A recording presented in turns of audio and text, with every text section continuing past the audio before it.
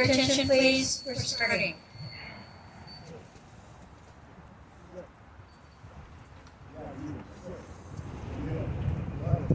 Beloved prime creator of all that is, we thank you for the joy of this gathering of kindred souls. We were led here today by our awareness of our connectedness. We eschewed idleness and idolatry for involvement and for taking responsibility for not ourselves alone, but for our fellows and for our generations of families. We are grateful, beloved Creator, for the feeling in our hearts and spirits when we listen to you and feel your guidance and your protection, and best of all, your grace and your love. We have been learning and becoming increasingly aware of much of the truth of this beautiful planet, knowing we are but babes with much more to learn. While much of what we have learned these past few days has been tear-provoking and sadly unfathomable, that we had to see for ourselves the unsparing contrast of pure good versus vile evil. For there is no pure evil, it is simply vile evil. Learning this, we are emboldened because we have walked with you, knowing who we are, a precious fractal and part of your divine essence, the I am. This is the knowing. So we join as men and women, declaring our rightful place and determined to preserve the preciousness of life and that of our beautiful innocent children. Beloved Creator, we are here as your foot soldiers and your voice, to shout in the ears of those who choose not to listen yet continue their business without regard. We are the social compact you've been looking for. We are the ones who are compelled to charge ahead for our unalienable rights, for equanimity and balance for the people, and for righting what got turned upside down and backwards by the greedy ogres and pirates who think they own us. So in great gratitude we humbly thank you, beloved Creator, for these next few sacred moments together as one, with the great all that is all there is, and we sing praises by our actions to the power and the glory of your ubiquitous, unlimited love that will always, always, always be our guide and our reward. Let it be so, and so it is.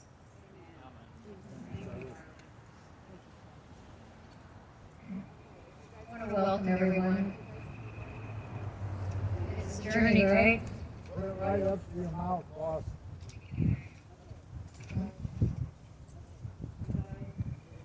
So Tanya is going to call the 12 members of the jury pool with two alternatives or two backups. So do you want to go ahead and call their names so they can take their position and know that they are actually on the jury? I would choose those who are not on the action committee first, and then whatever.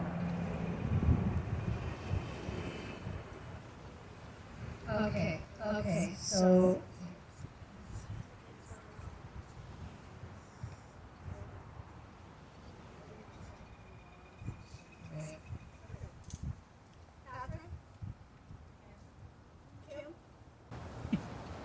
Terry? Here.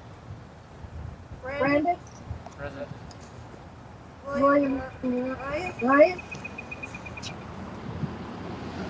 William, yeah. William Ryan? Yeah. William Tell? Here. Maybe she should use the microphone. Cynthia? Here. Anthony? Here. Patricia? Here. Ron? Charlie? Here. Laura? Here. Laura. Here. Okay.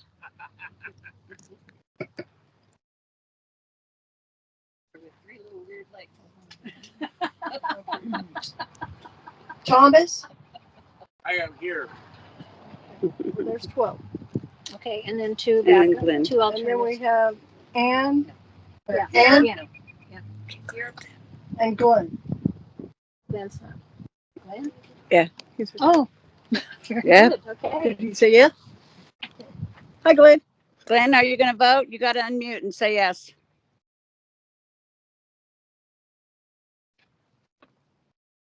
He's saying yes. He's trying to. Okay, it's hard on the phone. Yeah, it is. My name should be on there. Phil Dollar. It is. Yeah. You're back. So what Tanya just did was she called the 12 jury members. Those whose names were not called will still be able to vote. We will be continuing the voting after the 12 jury members have completed their vote. You'll be counted, but it just won't, it'll be the extra votes that we'll also use. So this is a notice of arraignment to Michael Reese, Ken Jeske, and Corey Fury. A grand jury decision on August 26, 2024 determined that an arraignment and petite jury trial to be held at 10 a.m. on Monday, September 23rd, 2024, here, now. At 3723 Fairview Industrial Drive, Southeast, Salem, Oregon 97302 for cause number 08262024 GJ, that's grand jury, ballot 1, ODOC, that's Oregon Department of Corrections, arraignment and trial. Is any of these three named persons, their representatives, or their counsel present today for their arraignment? If so, speak up now.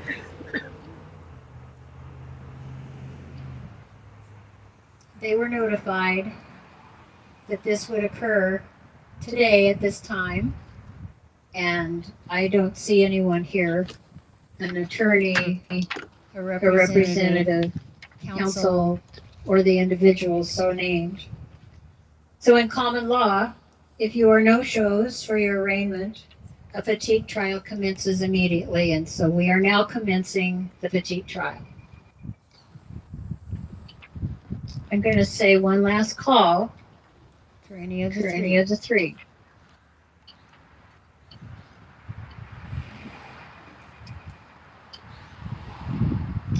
I address this to the jury for your vote.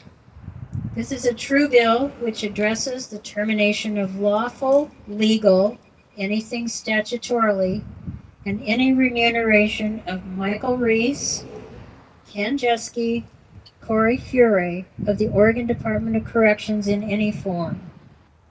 The three above named men refused our court's writ of habeas corpus ad subjudiendum for the release of David Anthony Coolidge, a man, on July 9th, 2024. This was in effect until July 24, 2024, still without the release of David. On the 24th of July, the three same men were served with a writ of mandamus. That was also refused. To date, after proper service was read and the writ of mandamus accepted twice, David Coolidge remains in their custody, not that of our court as required by law. These three above named men had the keys and a lawful writ and refused. They have no honor and may not hold a position of trust. Jury, at this time, Tanya will take your vote. State clearly for Tanya to the record when she calls your name how you vote, and you can say however you feel. They have no honor and may not hold a position of trust. You can say I concur with however you want to vote, affirmative or negative. So. Okay, Catherine? How do you vote? Being not honest. Kim? They have no honor. Terry? I concur. Brandon? Guilty, unable to hold positions of trust. Glenn? We can't hear you. If you're on my big computer in the office, we can't hear you. I can read his lips. Oh, yeah. He's saying they're guilty. William Ryan? I concur. William McCall? I concur.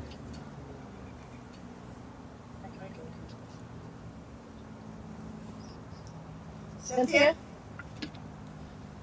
I concur. They're guilty. Laura? I concur, they're guilty. Anthony? Guilty. Patricia? Guilty. Ron? Anthony Kerr guilty for not upholding their duty. Thomas. Guilty as charged. Bill. I concur. Guilty as charged. Sam. Guilty as charged. Robert. Guilty as charged. Ann. Guilty as charged. Okay, it's unanimous. All right. Okay. So that was a unanimous verdict. Guilty as charged. These men have no honor and have not fulfilled their duty in their positions. Notice of due process by our de jure Article 3, Amendment 7 Civilian Common Law Court of Record. A no-show at your arraignment caused this to be tried, a caveat to will. And you are guilty of violating due process of our court in the form of Cynthia Palmatier, Ann Byer, Brandon Wingerter, and Ron Broman. 4 people in Oregon in an original jurisdiction. The penalty for 18 U.S.C. 3571 is 250,000 Federal Reserve notes per violation. We count 12 times 2 writs, or 24 times 250K. Due process was also denied David Anthony Coolidge 6 times at the same penalty, or something better if our jury is so inclined to equity.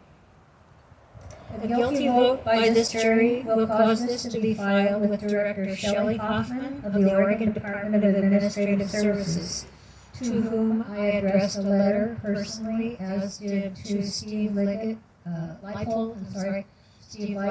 who is the counsel for Shelley. Shelley is the Oregon Department of Administrative Services Director, that is risk management, DAS risk management. So we will submit this bill to her to collect the penalty as directed by our jury, whose verdict in a matter of $20 or more has no appeal in fact. Be it noted that the verdict of this trial will be sent to the following entities: Mike Reese, Ken Jeske, Corey Fure, Shelley Hoffman, Steve Leipold, David Coolidge, Cheryl Myers, Secretary of State Deputy, General David H. Berger, General Eric M. Smith, as well as the Oregon DPSST, which is the Department of Public Safety, Standards and Training, who is in charge of training all the LEOs, law enforcement officers. This concludes our court proceedings. It will also be posted on our website. It'll be made public. This concludes our court proceedings, and we end with the prayer of gratitude, continued guidance, and grace from the Almighty Creator, who has led to this place of lawful jurisdiction and peaceful action for our brother, a man, David Anthony Coolidge.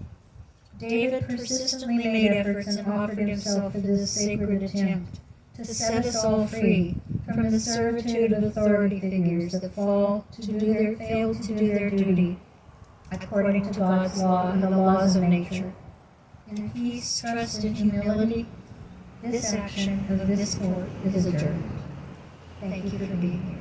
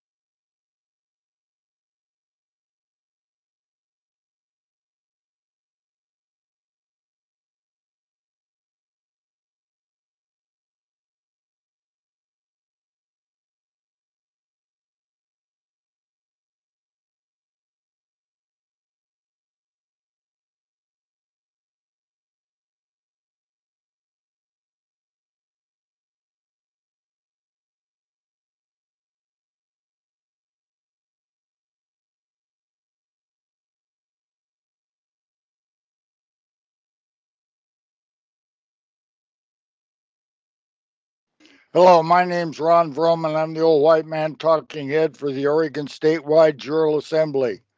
I'm talking about sheriffs. Our grand jury recently found that a true bill was in order for the 36 sheriffs on Oregon because none of them have a proper oath. So the grand jury found that, and that will be tried in October by our petite jury.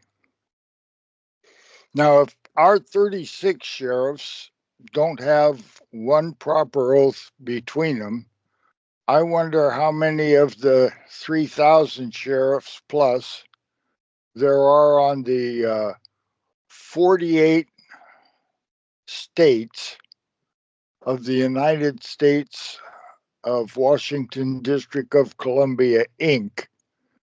The only two that don't have county sheriffs and counties are Rhode Island and Alaska. So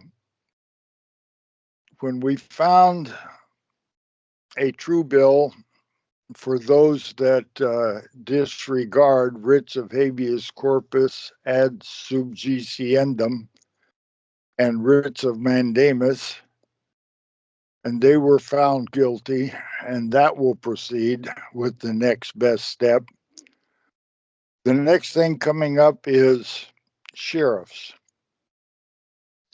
And it is not due process to be occupying the office of sheriff and making deputies when you don't have the authority. That becomes fraud.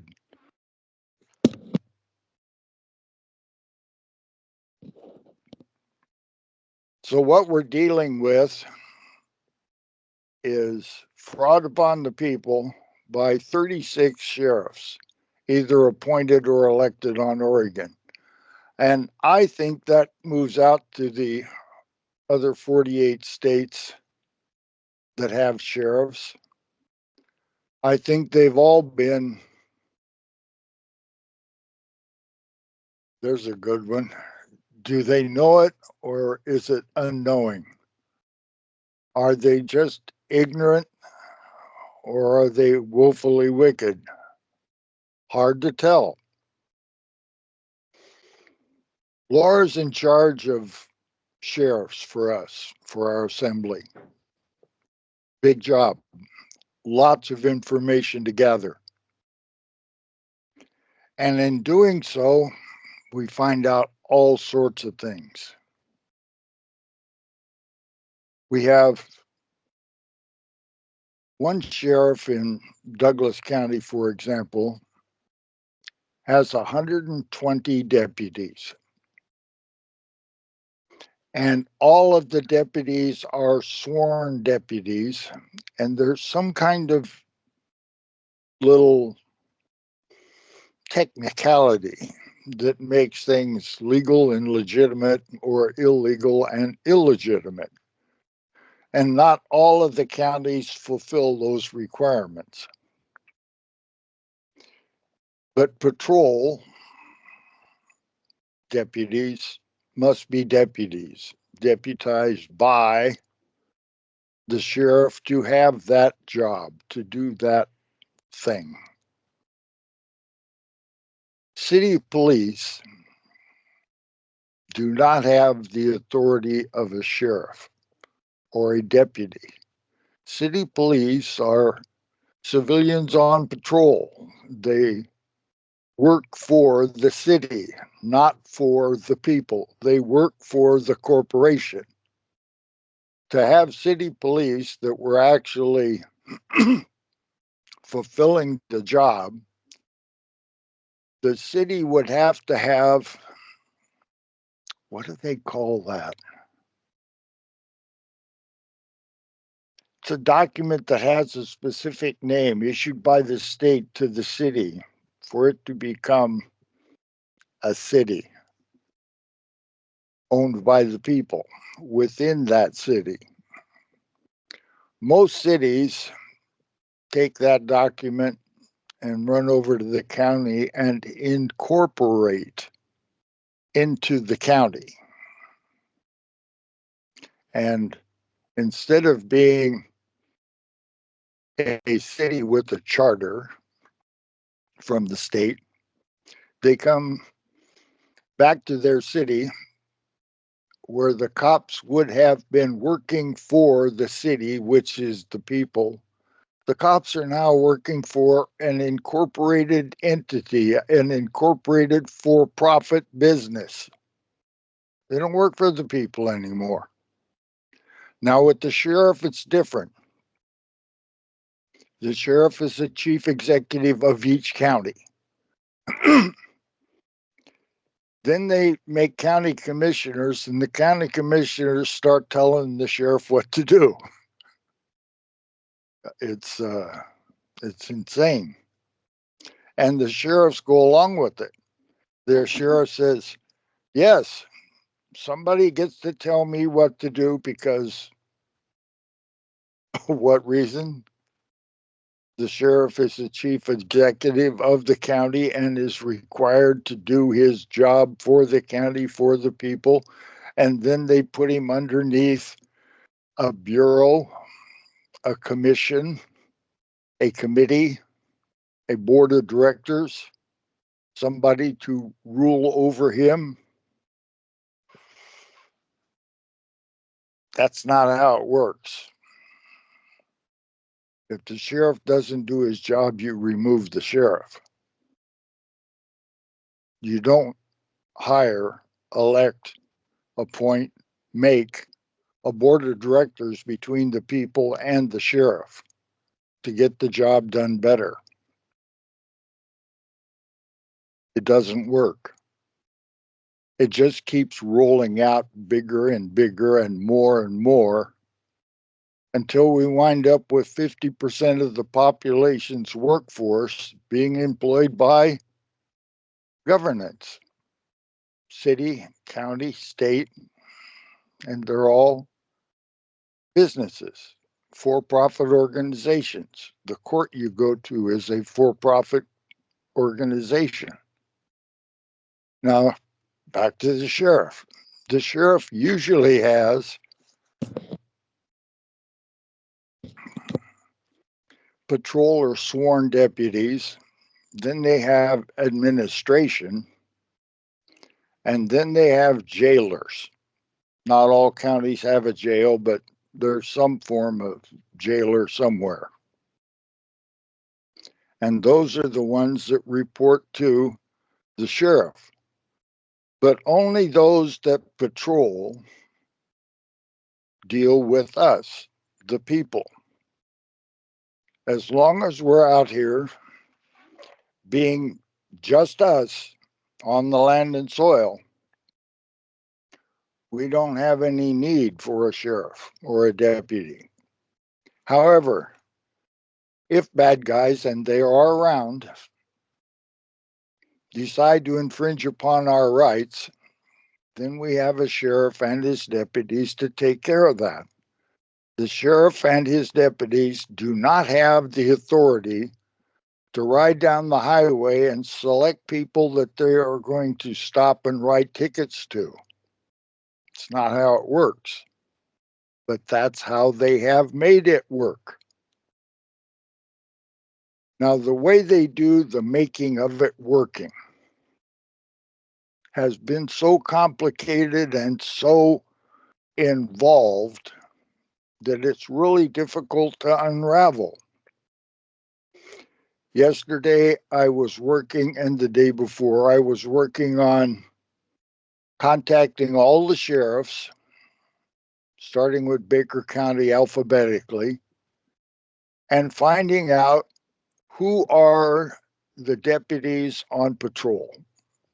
I'd like to have their names and their email addresses. Now that seems reasonable. And you go to Baker County and you look at their website, and it's right on the website. Here's all our patrol officers, and here's all their emails.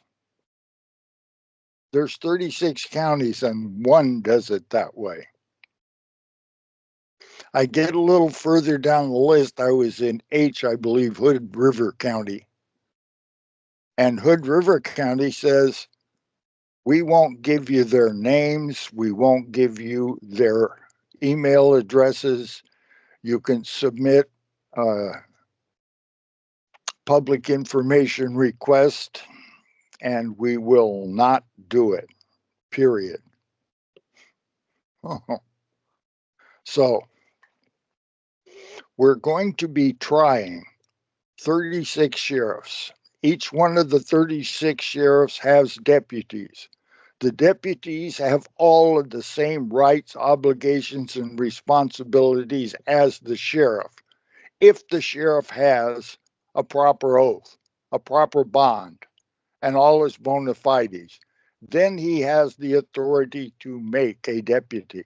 However, as none of them have that authority or responsibility, they cannot make a proper deputy. But we got all these deputies running around, driving their cars, doing their jobs, some good, some bad, and they don't know it. I had a deputy in the Washington County Courthouse tell me, I can go into any county. I'm authorized statewide. And he's not, but he thinks he is. So he can go out and do whatever he thinks he has the authority to do, and nobody's telling him different. His sheriff doesn't have an oath, nor has he fulfilled the obligations of the office. And he's putting people like this Yahoo on the street, thinking he has authority. Over who? Over sovereign Americans, Oregonians, men and women walking around, driving around on the land and soil. They are ignorant. So, Baker County again, gathering information. I need to be able to tell all of the deputies on Oregon. And if one county has 120, I got 36 counties, and we'll say that 120 is an average, which I think is low. I got a lot of people to contact, and I don't need officious people like the one in Hood River that has the authority from their bogus sheriff. Here's a good one, by the way. You look at all of the email addresses for all 36 counties on Oregon, and they're .or, .us, and .gov, and .this, but there's only one that is .com. Only one admits to being commercial in business, which he is, unlawfully and illegitimately. But Matt English, born on Sherman County, Oregon, and now the sheriff, without proper bona fides, is making those decisions for all of the people that are deputies on his county that think they are actually deputies. I think I cannot prove Matt English, sheriff of Hood River, knows what he's doing.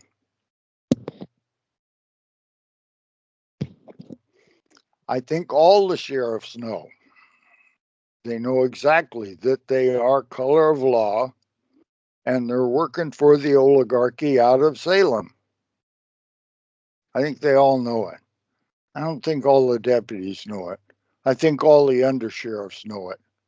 I think most of the people that have been around for a while in the Leo business, they know. And they choose to go along with the de facto, which is perfectly all right. Do it. Get along with the de facto. They're there and they have to be accorded their place. It's not legitimate and we're correcting it, and they don't want to be corrected. The judges are operating courts for profit and doing quite well. Being an attorney for the Oregon State Bar is a pretty good position to have, guaranteed by a bogus statute that you have a position and nobody can occupy that position but another bar member. You are the only counsel available in a court on Oregon, operating under Article 7 amended. And most of the people listening to me right now have no idea what I'm talking about. And most of the deputy sheriffs have no idea what I'm talking about, but a lot of them do. And all of the sheriffs do. And that's what we're dealing with, one at a time. We have gotten one of the 10 true bills from our grand jury completed to the trial stage and with verdicts. We have sheriffs coming up. Sheriffs on Oregon with no oath to a proper constitution, with the laws of nature and nature's God included. We don't have one. And I don't think there's one on any of the other 3,000 counties. Now, there's been enough training and teaching done already. We need to have some more states of the other 32 states get their work done.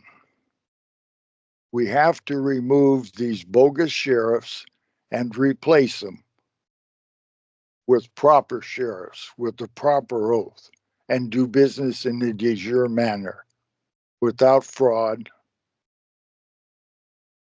And we have to do it this year, 2024. Won't get any better next year. It's in the declining spiral. www.orsja.org. And I yield. They do not want to let go of this. They do not intend on losing here. And we do not intend giving it back to them. And then the bullets started flying. Then he jumps out of the car. And he's got both his hands up. And he got out of the car, and he had his hands in the air. He's like, just shoot me then. This is what you want, just shoot me. And they did. They shot him dead. With his hands in the air, and I saw it. I swear to God. He was just walking with his hands in the air. And they shot him. And they shot him dead, and then after he was down on the ground, they shot him 3 more times.